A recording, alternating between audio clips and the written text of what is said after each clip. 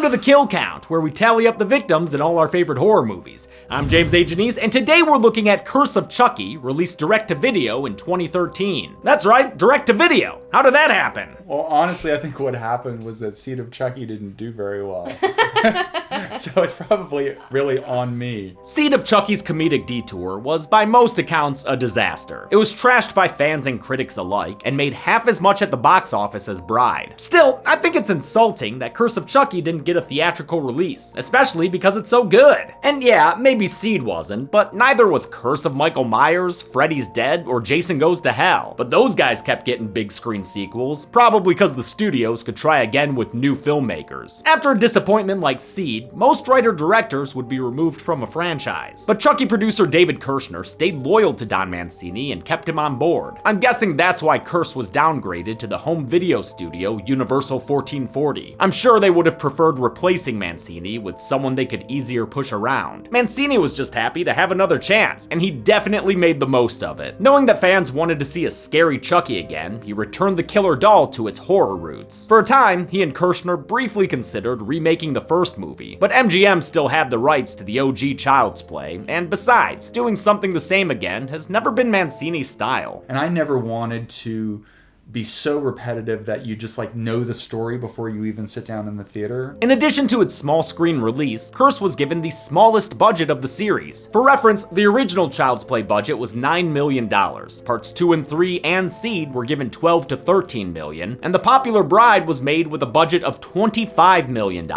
Curse, on the other hand, $5 million. That's a huge downgrade, especially since those animatronics ain't cheap. Mancini's response was to adapt and spend wisely, and make Curse as an old dark house film, a subgenre of gothic haunted house movies inspired by James Whale's 1932 film of the same name. And it was concentrating all of our resources in this one location so that we were just in the studio all the time, and that really helped us make the most of that limited budget and schedule. Inside the house are a bunch of mostly selfish characters who scheme and plot against each other for financial and personal gain. It creates a powder keg with a red-headed doll for a fuse. I think the cast is phenomenal, with everyone understanding their characters and the movie's tone perfectly. They also all had very positive things to say about each other. He's working on a lot of different cylinders. There's a lot of stuff firing off. She gives so much in a scene. She's just very professional. She's committed. She's focused on what she's doing. I had the time of my life. Goes to show how friendly Mancini's set was. He was much more comfortable making Curse than Seed, which was out of his comfort zone. Curse of Chucky was intended to work for new viewers of the series, even while including many of its tropes. Hi, I'm Chucky, and I'm your friend till the end. That one's a classic. It's almost like a proto-requel. It's not really a requel, since it definitely doesn't erase the other sequels, but it puts them aside temporarily in order to establish new characters. It's a tonal reboot at the very least, scaling back its zaniness and returning to pure horror. The kills are less stylized than those in Bride and Seed, and are meant to be more realistic for a doll to have accomplished. But don't worry, sick fucks, the blood isn't lacking. This may have the most gore of the franchise so far. Can Chucky muster up some theatrical kills in his first home video appearance? Let's find out and get to them. The movie begins with a delivery truck on its way to a spooky house. The owner of this creepy abode is wine mom Sarah Pierce, who lives there with Nika, her paraplegic daughter. Orphan Black's Jordan Gavaris delivers them a package from an unknown sender. The characters are clueless to its contents, but we know that box is good guy sized. Sure enough, inside is Chucky, rocking a slightly new appearance, but one that's closer to his classic look. He's also rocking some classic lines. Hi, I'm Chucky. Wanna play? Sarah don't want to play, so she chucks that good guy in the garbage. That night, Nika's awakened by her mother screaming and searches the house in a nightgown inspired by Amy Irving's and Brian De Palma's The Fury. She finds a deep red pool of blood that leads to her mother's body, which we see in silhouette as Nika calls 911. We'll see later, Sarah was stabbed by Chucky with a pair of oversized scissors. The camera pulls back a little further to reveal a seated Chucky and a title, wait for it, card. Sarah's apparent suicide brings around Nika's type A older sister, Barb.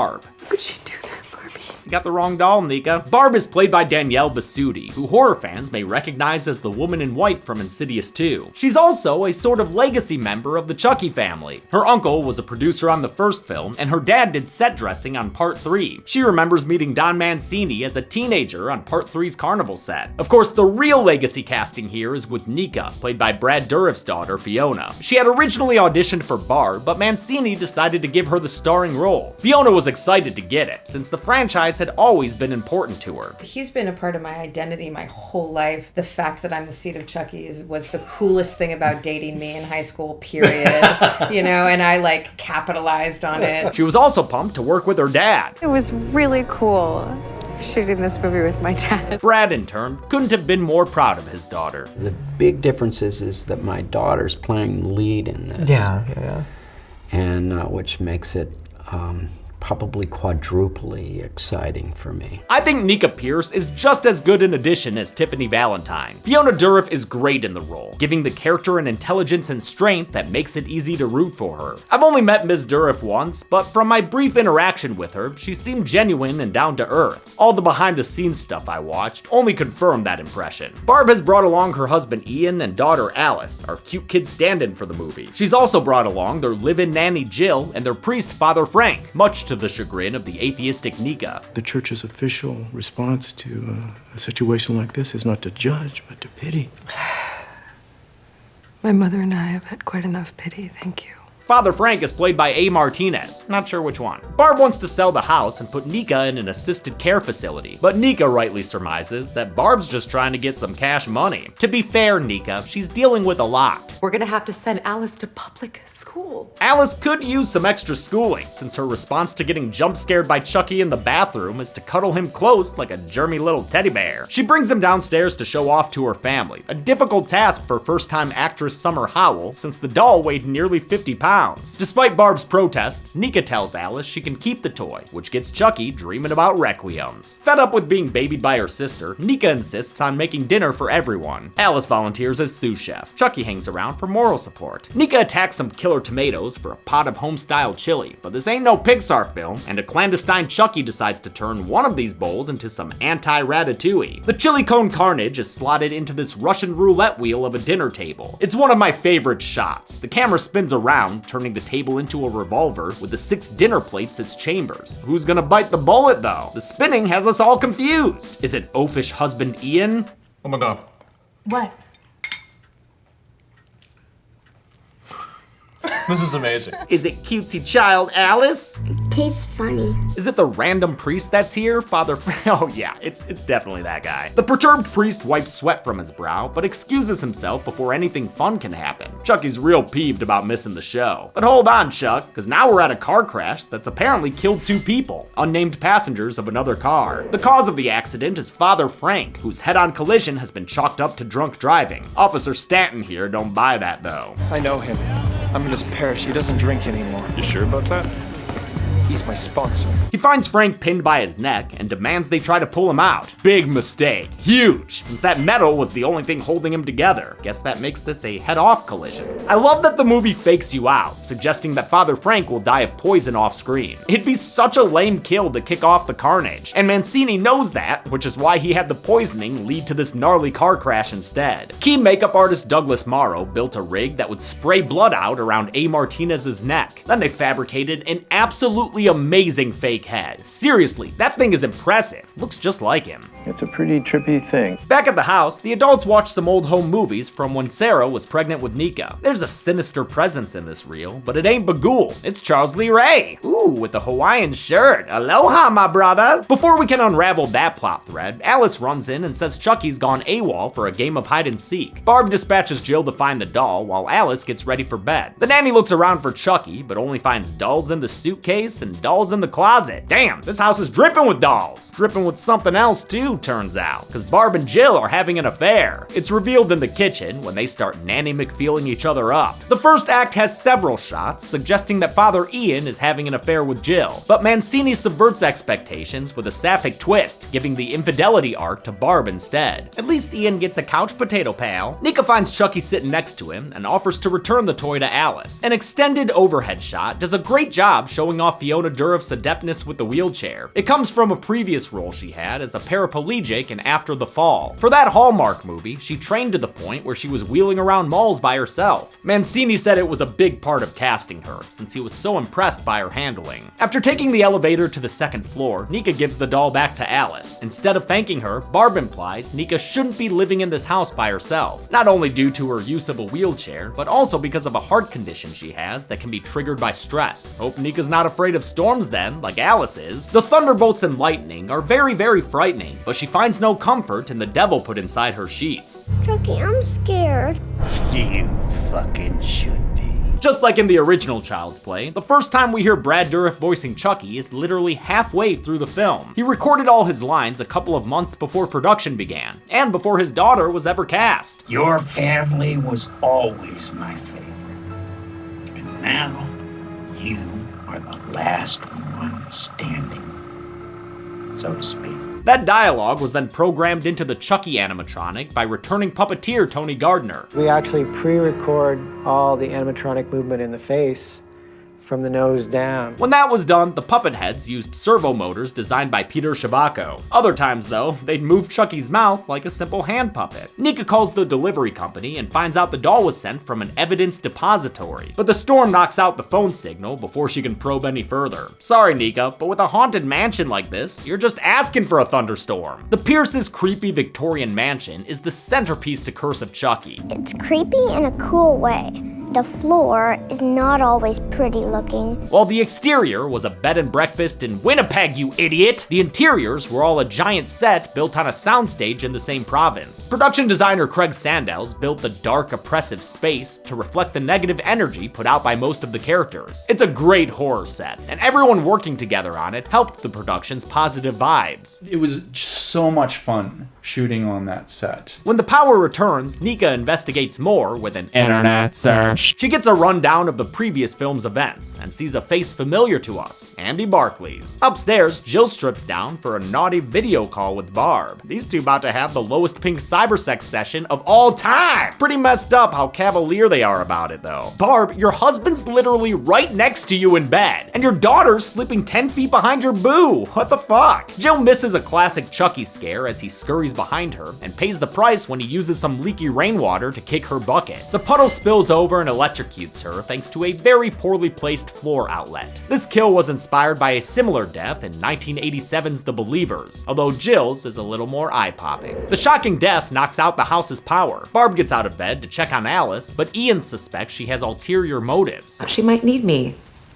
Who exactly might need you? This crummy situation is what you get for cheating in bed, Barb. She tries to feign innocence, but Ian reveals he hit a nanny cam in Chucky earlier. He intends on checking the footage for infidelity, I guess after he catches some more Z's. Good job, Ian. You're finally becoming a character. Jill's kill also glitches out Nika's computer, but not before she pulls up a photo of a Fabio-looking Charles Lee Ray. She connects the face to their home videos and realizes that something's up with the creepy doll. Barb's found the doll near the stairs to the attic and misinterprets Nika's warning as a conversation about Ian's nanny cam. Angry that her sister didn't tell her about the spy cam, she heads towards the attic to look for Alice. With the elevator out and her sister in danger, Nika resorts to dragging herself upstairs. Hell yeah, Nika, work them tries! Barb doesn't find Alice, but she does find Chucky with a knife stuffed in his overalls. She also notices some schmutz on his face. Here, let me get that for you, honey. The plastic peels away to reveal oozy Frankenstein stitches. Chucky's been wearing a doll disguise, which is why he looks weird and different. He was covering up the scars from Bride and Seed, though they're made less prominent in this movie. I'm not sure why his cover-up all of a sudden wasn't blended very well, but at least we're maintaining continuity here. With his cover blown, Chucky springs to life and holds Barb at knife point, shedding the rest of his face like this were Mission Impossible. He hits her with his favorite Harry Potter quote, "You have your mother's eyes." Although he alters it to an R-rated ending. And they were always too fucking close together! Nika makes it to the second story just in time to see a bloody eyeball bounce down the stairs. It's a slasher twist on the famous shot from The Changeling, which is probably referenced as much as the Shining axe attack. Barb's stunt double staggers into frame, then tumbles down into Nika, revealing that she's dead, with a facial injury that looks like a real eyesore. For this kill, another fake head was created that they could use for close-ups of the eye stabbing. This head is fine, but I think they got the fake eyeball's iris color wrong. We see a crystal blue eye eye roll down the stairs, whereas Danielle Bisutti has green eyes. In any case, the prosthetic they put over Bisutti's face looks solid. I'm sure it was uncomfortable to wear, but it really looks like her eye is missing. The Tickle Me Terror reveals himself to Nika and descends the stairs in the only shot of the movie that uses a fully CG Chucky. Now Nika knows this doll is alive, and he's honking threats at her like a goose.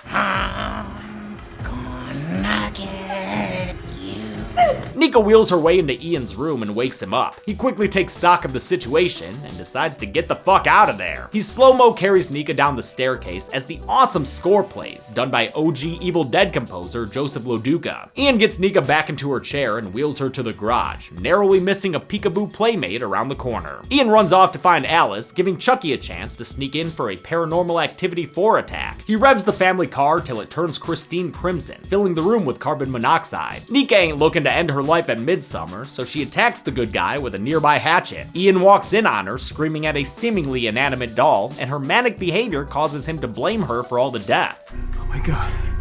Nika, what have you done?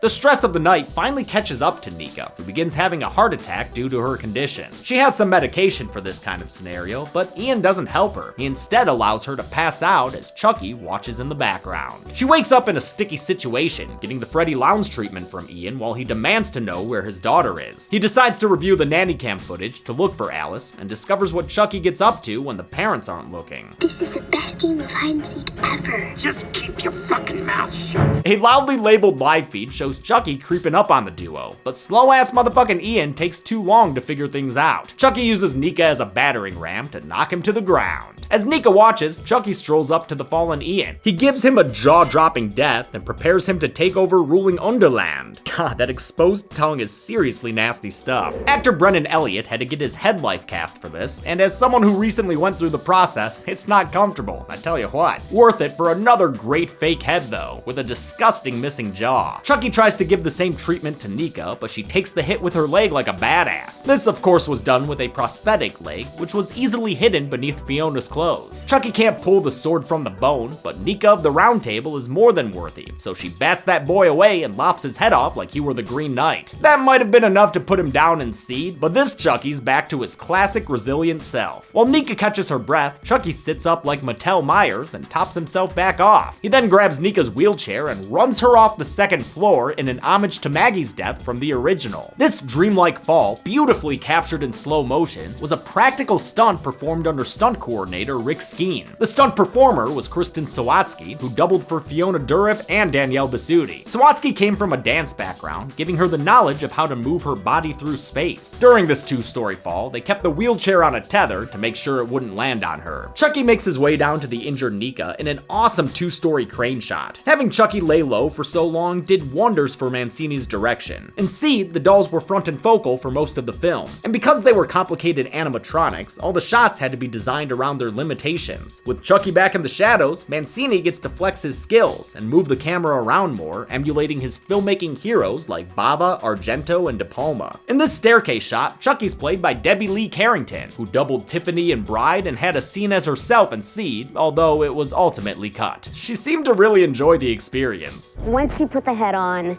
and the overalls and you're given any weapon, whether it's the knife or the axe, it's fun. When Carrington stepped into Chucky's shoes, they had to be scaled up, as did the rest of his outfit, which took plenty of work on its own. Adele Berta hand-knit every Chucky sweater they used, one at a time. To make one sweater for Chucky, it usually takes me about a week. As always, the effects team put in a ton of work to create the many Chucky dolls, which Gardner based on producer David Kirshner's original model from Child's Play. The latest advancements in technology allowed the puppeteers to work closer to the character, since they could be digitally removed from the footage later. But even after 25 years, the little bastard's still a diva. Chucky's got to fly away. Chucky didn't hit his mark. Chucky's not finding his light. Chucky's blocking He's Chucky.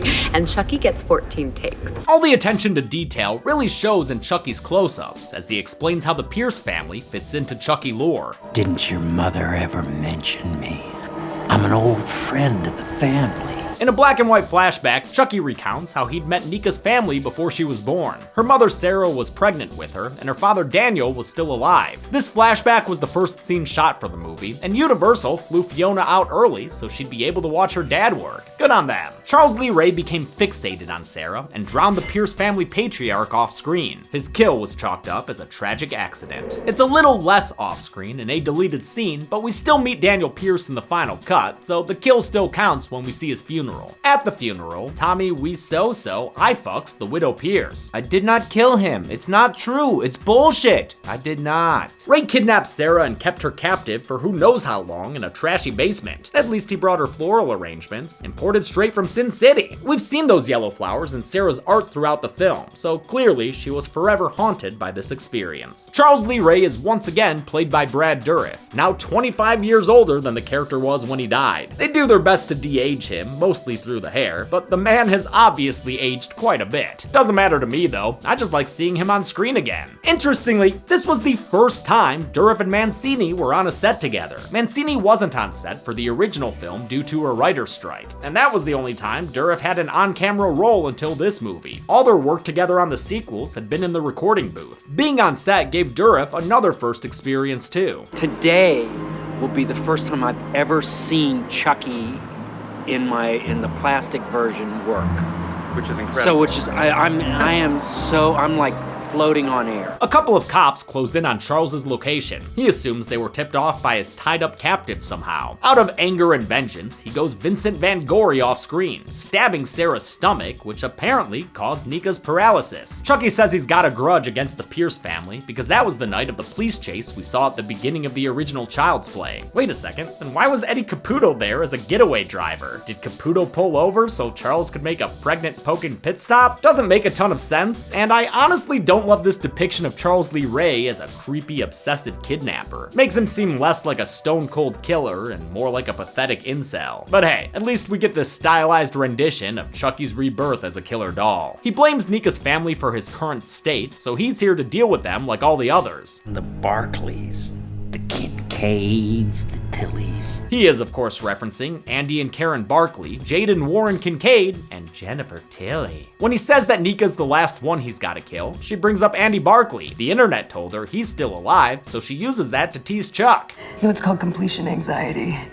It's very common in males. It stalls him enough for the power to come back on, so Nika makes a mad crawl for the elevator. She gets inside and endures some painful looking knife slashes, then wrestles the knife away by straight up grabbing the blade, goddamn! But even after she makes it snow with a stab to Chucky's back, the doll just keeps going. He must have Energizer batteries. Officer Stanton pulls up to the house, having earlier found out it was Father Frank's last known location. He busts in to find a bunch of dead bodies and a bloody Nika in the elevator. Naturally, Nika is charged for the night's killing spree. Her crazy doll talk gets her sentenced to a mental hospital, making this a bittersweet goodbye for the surviving heroine. I'm still alive! Still alive. Yeah, Stanton, and she's innocent, so you sit there and Brian to ponder your actions. In a scene meant to evoke the Bailey scene from Bride of Chucky, in both content and color correction, Officer Stanton sneaks the doll out to his squad car in an evidence bag. Dude can't even come up with his own dialogue. Hey, it's me. I'm on my way.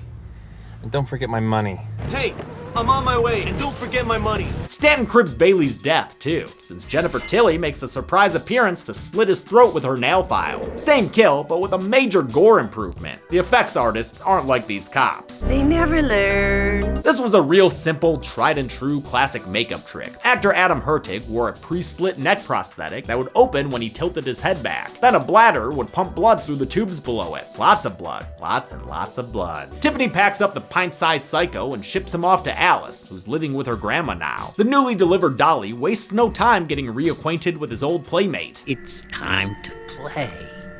Hide and seek? Hide the soul. Chucky's actually chatting on a split screen here, since Summer Howell was too scared of his stitched up look to act in the same room as him. As he starts up his voodoo chant for the umpteenth time this franchise, we pan away for an out of place jump scare.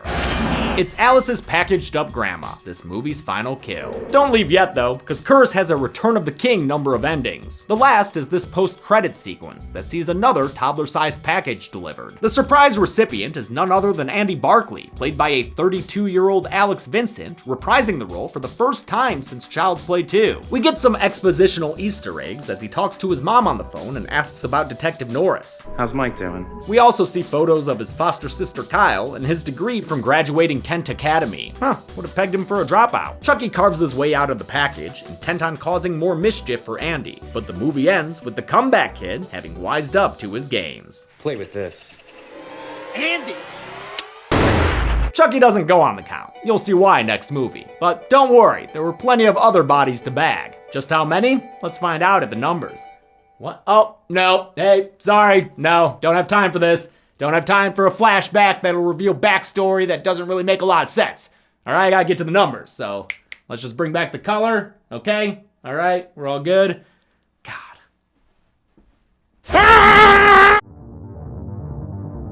10 people died in Curse of Chucky, with the victims consisting of 6 men and 4 women. I want to check that pie chart for rat poison. I'll give Chucky credit for the car crash, meaning he added 9 to his running total. 3 were done with bladed weapons, Jill got electrocuted, I'll put the rat poison car crash under miscellaneous, and I'll include Daniel's drowning with Grandma's asphyxiation. Tiffany popped up at the end to give herself 1 more kill, another throat slit, so they've got these totals going now. Oh no, we're done with Glenn/Glenda for now. We can bring him back if we ever need to. The kills in Curse slipped a bit, numbers-wise, but still stayed in double digits. And with a runtime of 95 minutes, that left us with a kill on average every 9.5 minutes. I'll give the Golden Chainsaw for coolest kill to Father Frank. It's constructed in such an interesting way and does not skimp on the blood. Plus, you know me, I'm always a sucker for decapitations. Dull Machete for lamest kill will go to Daniel Pierce, whose kill Chucky couldn't bother to complete on screen. And Champion Chuckle for funniest part has fewer options since this movie's more serious in tone. But I always love when Chucky has no patience around little kids. This is the best game of hide and seek ever. Just keep your fucking mouth shut. And that's it. Curse of Chucky came out in 2013 and revitalized the franchise. They got a Scare Zone at Halloween Horror Nights, another sequel, and eventually the TV series on Sci-Fi. We'll be looking at those next, but until then, I'm James A. Janice. This has been the Kill Count. On the next Kill Count. Is everyone around you insufferable? Fuck you! Do you wish they would all just die already? I just can't with this guy. Do you love Jennifer Tilly? That's so sweet. Then you should consider joining the Cult of Chucky. Welcome to the cult, pal. Thanks, you guys are the best. Benefits include an all-expense paid stay at a blindingly white mental institution. I don't know about that. You'll also get the chance to reconnect with old friends, like the cereal-loving Andy Barclay. I guess it's just me and you again tonight, pal. The Cult of Chucky lifestyle is one of balance. You'll be able to find the humor in life, Give me a hit off that, will you? but also remember the horrors. If this sounds like the change you need in your life, it would behoove you to watch Cult of Chucky this week. Behooves. Listen to you. You sound like Hannibal Lecter. Then on Friday, join Chucky, Chucky, and Chucky for the Kill Count Recount, only on Dead Meat. Let's watch it again. That one just never gets old. Cult of Chucky can currently be watched on the pictured streaming platforms. Demi always recommends you watch the movie for yourself before its kill count. It's the only way to have your own properly informed opinion. Kill counts are never meant to replace the experience of watching a film. Thanks a lot for watching this Kill Count Recount. We are officially in the Nika Pierce era of the Chucky series, which is maybe my favorite just because it combines everything that came before it. And it feels like Don Mancini finally getting to do exactly what he wants with the series. Speaking of the series, the TV series comes back next week, October 5th. Please make sure you watch it. And make sure that you watch the Dead Meat after show we'll be doing after each episode. That's right, we're gonna be interviewing Don and other people involved with the show, and chatting with them about that week's episode every week for as long as season 2's on. It's an amazing opportunity that I'm super fucking pumped to do. I wanna thank some patrons like Sergeant Schlock, Shane and Katie, Sterling Bronkhorst, Zachariah, Phenomenon, The Marmite, Rio Vivo, and Peter Spreet. Thanks everyone, be good people.